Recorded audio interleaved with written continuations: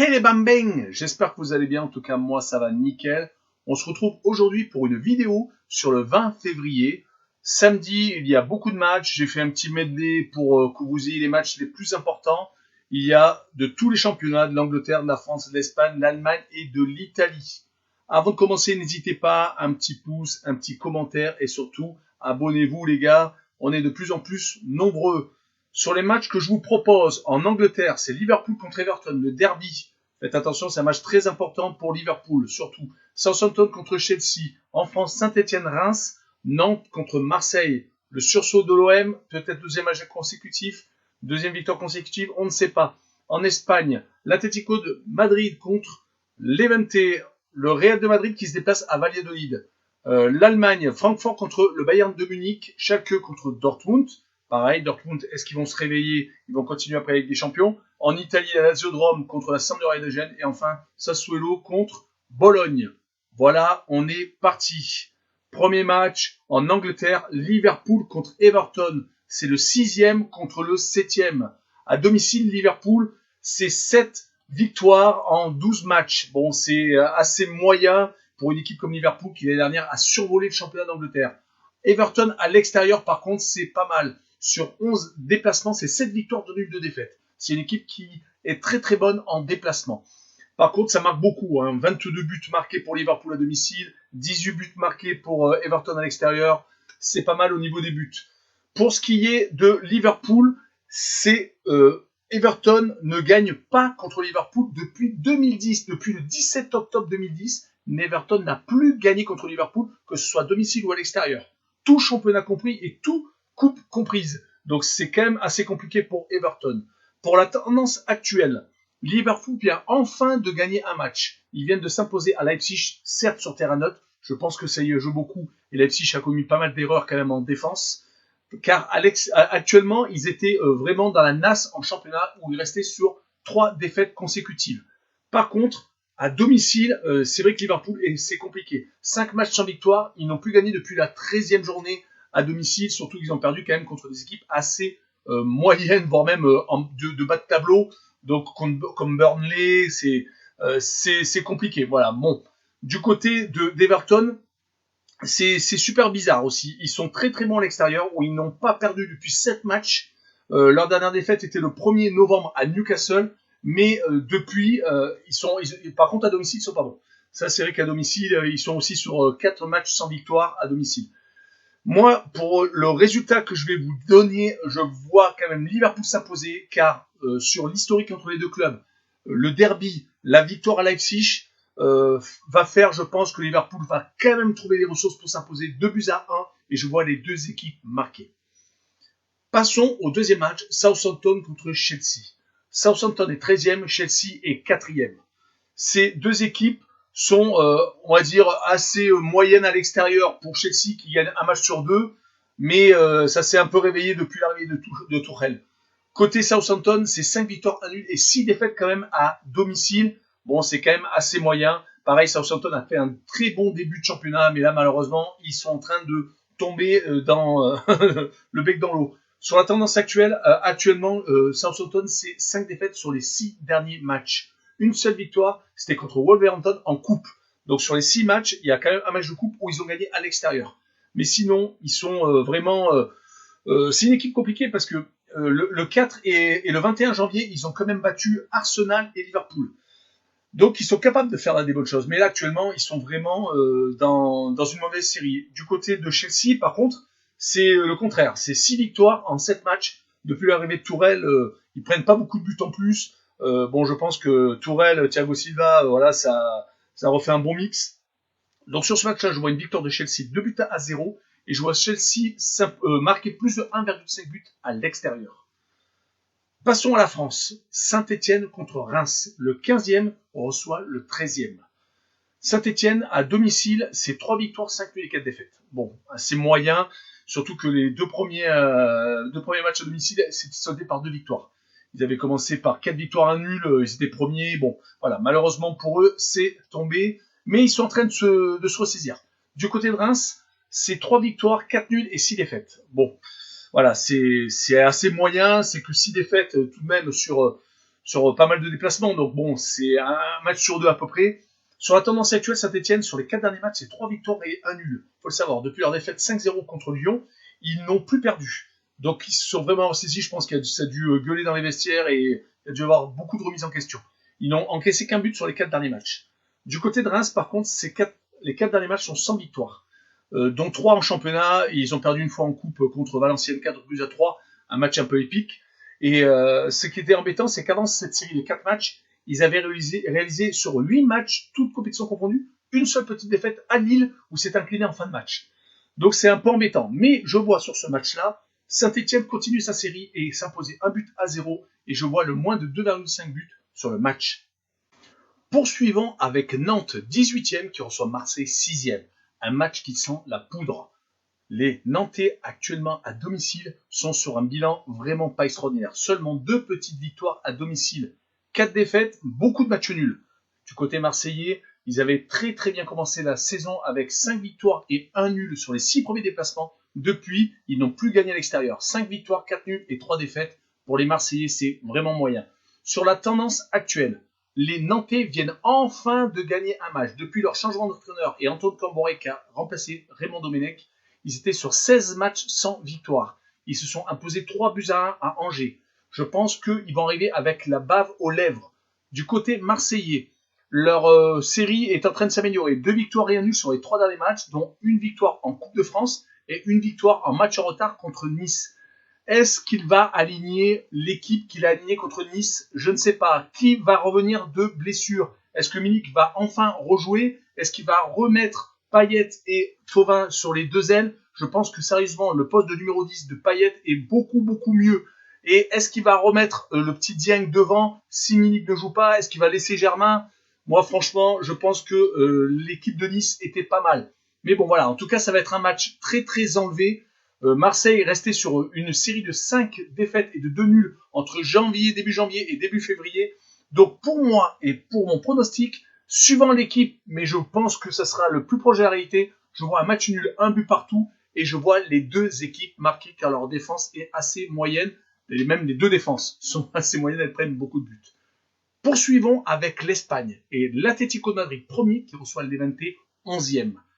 Les Madrilènes à domicile, c'est assez impressionnant. 9 victoires, 2 nuls et 0 défaite. 26 buts marqués, que 5 buts encaissés. Vraiment une défense monumentale. Du côté Levante, c'est que 2 petites victoires à l'extérieur, 4 nuls et 5 défaites. Ils ne perdent pas non plus beaucoup. Ils perdent la moitié de leur déplacement. Ils prennent quand même pas mal de buts, 17, et ils en marquent quand même aussi pas bien, parce que bon, 13 buts marqués en déplacement, il faut quand même le noter. Sur la tendance actuelle, il faut savoir qu'ils viennent de se rencontrer la semaine dernière, un but partout entre les 2 formations. C'est une équipe Levante qui a mis en difficulté l'Atlético de Madrid et qui peut les remettre en difficulté à Madrid. Voilà. Pour l'Atlético de Madrid, il faut savoir qu'ils sont sur 2 nuls et une victoire sur les 3 derniers matchs. Est-ce qu'ils sont un peu en train de perdre de leur superbe? Car ils gagnaient. Ils avaient énormément de points d'avance. Ils avaient des matchs en retard. Malheureusement, ça aurait pu leur faire accentuer leur avance. Leur match nul à Levante, donc au match aller, a été, on va dire, un frein, je pense, pour leur titre qui était quasiment acquis pour moi. Ils ont perdu leur dernier match à Cornellà en coupe, c'était le 6 janvier, et leur dernière défaite en championnat, c'était lors de la 13e journée au Real de Madrid, lors du derby, c'était le 12 décembre. Pour Levante, depuis entre la 17e journée et la 23e journée, ils n'avaient perdu qu'à Villarreal. C'était vraiment impressionnant. Mais ils ont gagné dans beaucoup de matchs de coupe. Donc c'est à relativiser. Mais pour ce match, je vois un match assez serré. Je vois une victoire 2-1 de l'Atlético de Madrid et je vois le plus de 2,5 buts. Continuons avec le Real de Madrid, second qui se déplace à Valladolid, 18e. Valladolid, c'est que 2 petites victoires à domicile, ce qui n'est pas extraordinaire. Le Real, de son côté, s'est imposé quand même 7 fois à l'extérieur, a fait 4 matchs nuls et une petite défaite. Valladolid a tout de même pris 19 buts à domicile, donc quasiment 2 par match, et le Real de Madrid en a marqué 21. On a connu une période plus faste avec le Real, mais bon, 21 buts, c'est quasiment 2 par match. Côté confrontation directe, Valladolid n'a plus gagné le Real depuis 2008. C'est à prendre en compte, même si actuellement beaucoup de séries tombent. Mais la tendance actuelle montre que Valladolid reste sur 6 matchs sans victoire, 3 nuls, 3 défaites. Donc c'est quand même une série qui est pas extraordinaire. Ils avaient une bonne petite série début janvier avec 3 victoires et une défaite, mais il y avait beaucoup de matchs de coupe. Donc voilà, donc là ils jouent contre le Real qui vient de se réveiller. 3 matchs, 3 victoires. À chaque fois qu'ils ont une défaite, là c'était à domicile, ils ont toujours tendance à se réveiller. Ça, je l'avais déjà annoncé.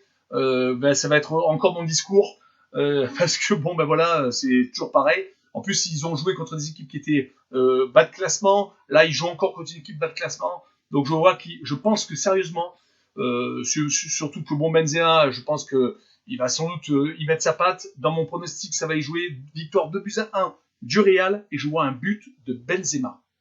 Poursuivons avec l'Allemagne et l'Eintracht de Francfort, troisième, qui reçoit le Bayern de Munich, premier.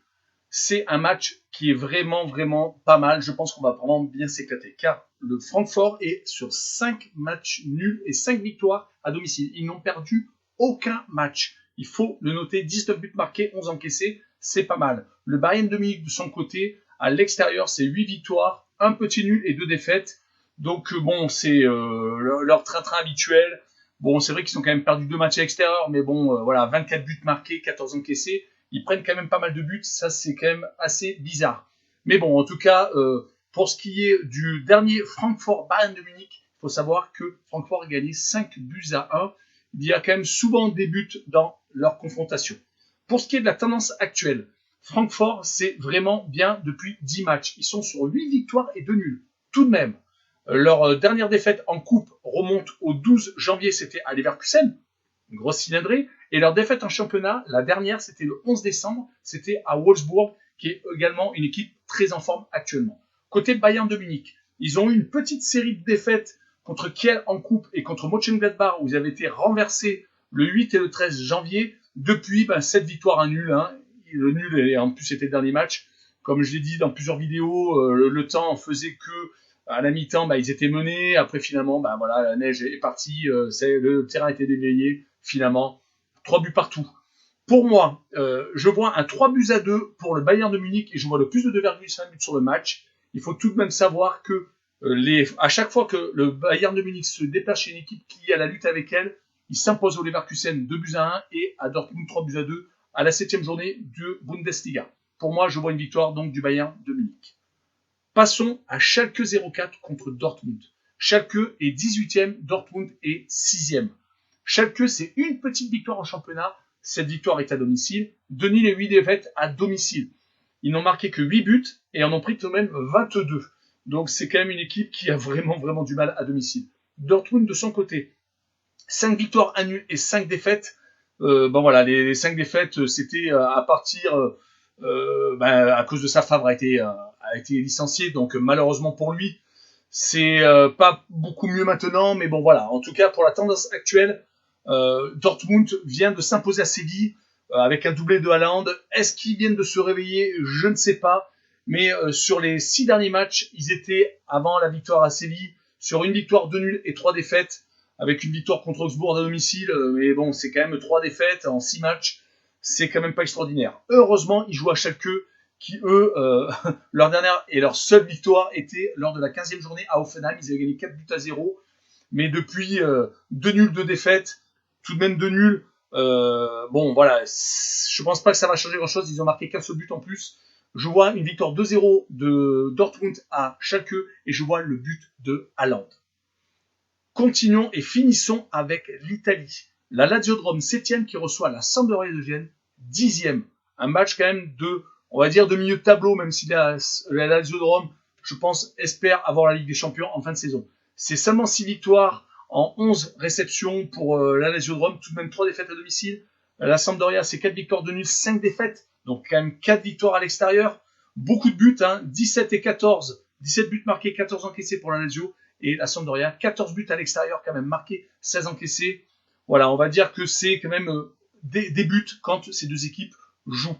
Sur la tendance actuelle, la Lazio de Rome n'a plus perdu contre une équipe qui était en dessous des 4 à 5 premières équipes de championnat italien depuis longtemps. C'était le 12 décembre contre le Hellas Vérone à domicile. Depuis, ils ont perdu que contre l'Inter de Milan, le Milan AC et contre l'Atalanta de Bergame. Donc c'est quand même une équipe qui a, quand elle joue contre une équipe de moitié de tableau, elle a tendance à gagner.